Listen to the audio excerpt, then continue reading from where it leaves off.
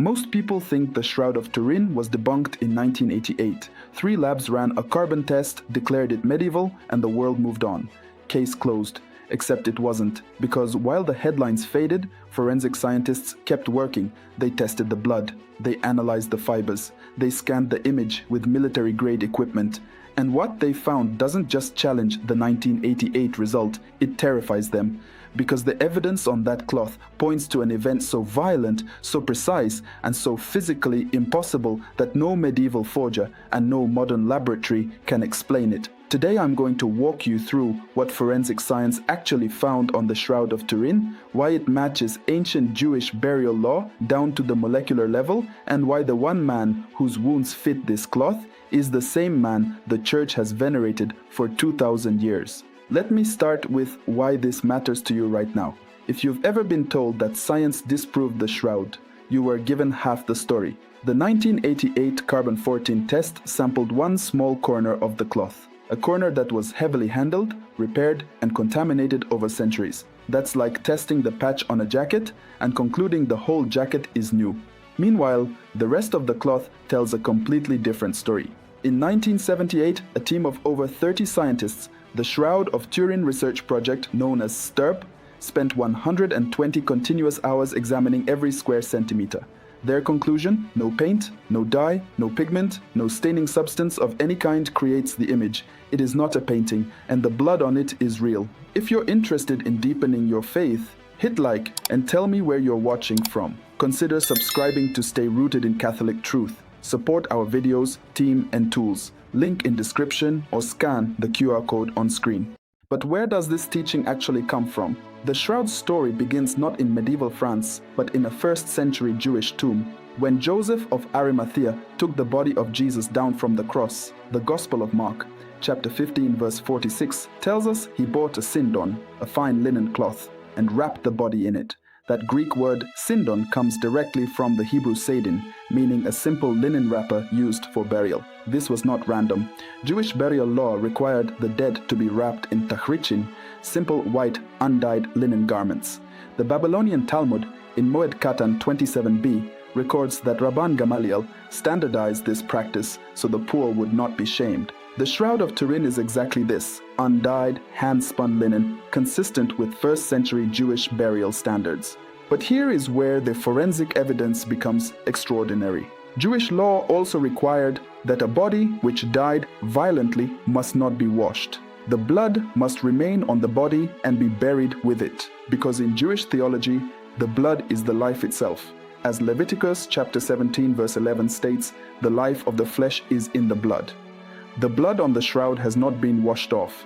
Forensic analysis identified it as type AB, a blood type found in roughly 3% of the global population, but significantly more common among people of Middle Eastern descent.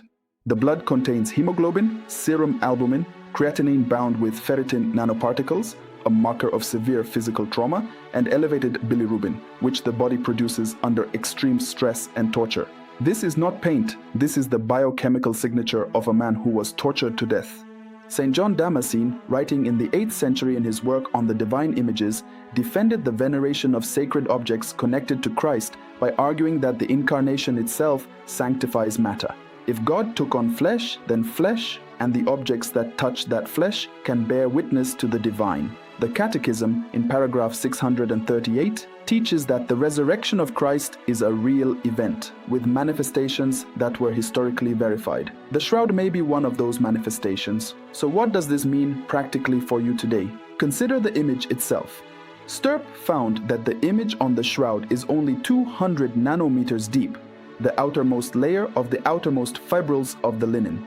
No brush, no dye, no chemical process known to science penetrates so shallowly and so uniformly. The image contains 3-dimensional spatial information. When processed through a VP8 image analyzer, the same device NASA uses on planetary photographs, the shroud produces a perfect 3-dimensional relief. No painting, photograph, or rubbing in the history of art contains 3-dimensional data, and the image is a photographic negative, something no one in the medieval world even knew existed until Secondo Pia photographed the shroud in 1898 and discovered, to his shock, that the negative plate showed a perfect positive image of a man. Most people think the image was painted by a medieval artist, but actually, Sturb concluded no known artistic or natural process could produce it. The Italian government's ENEA laboratory attempted to replicate the image using ultraviolet lasers and estimated it would require trillions of watts of vacuum ultraviolet light delivered in billionths of a second. No laboratory on Earth can produce that kind of energy. What event could? Catholic theology has an answer: the resurrection. The Catechism in paragraph 640 describes the empty tomb as an essential sign pointing to the resurrection. If the body was transformed, glorified, in a burst of light, the shroud may have captured that moment like a photographic plate.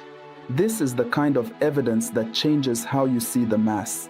Every time the priest places the corporal, the small white linen cloth, on the altar beneath the Eucharist, he is echoing the sindon that wrapped the body of Christ. The cloth on the altar receives the body and blood, just as the cloth in the tomb received it. If you've never noticed that connection, start looking for it next Sunday. Now, I know what some of you are thinking. Doesn't the 1988 test settle this? Here is what you need to know.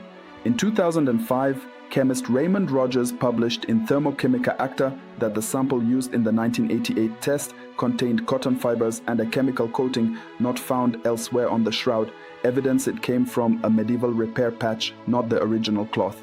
In 2022, Dr. Liberato De Caro at Italy's Institute of Crystallography used wide-angle X-ray scattering to date the linen's cellulose degradation and concluded the cloth is approximately 2,000 years old. Professor Giulio Fanti of the University of Padua independently confirmed this through mechanical and chemical testing, placing the shroud's origin at roughly 33 BC plus or minus 250 years. One contested sample from one repaired corner does not outweigh converging evidence from the entire cloth. Some Protestant Christians argue that venerating a cloth borders on idolatry. But Catholic theology has always distinguished between worship, latria, due to God alone, and veneration, the honor we give to sacred objects because of what they point to. The Seventh Ecumenical Council at Nicaea in 787 taught that the honor given to the image passes to the one it represents. We do not worship the shroud. We stand before it the way Thomas stood before the risen Christ, invited to see the wounds and believe. And from the Jewish perspective, it is worth noting that the shroud's evidence actually depends on Jewish tradition. Without Jewish burial law, we cannot explain the unwashed blood. Without the Hebrew concept of dam, blood as life, we cannot understand why it was preserved. The Catholic reading of the shroud does not replace Judaism. It is rooted in it. So where does this leave us?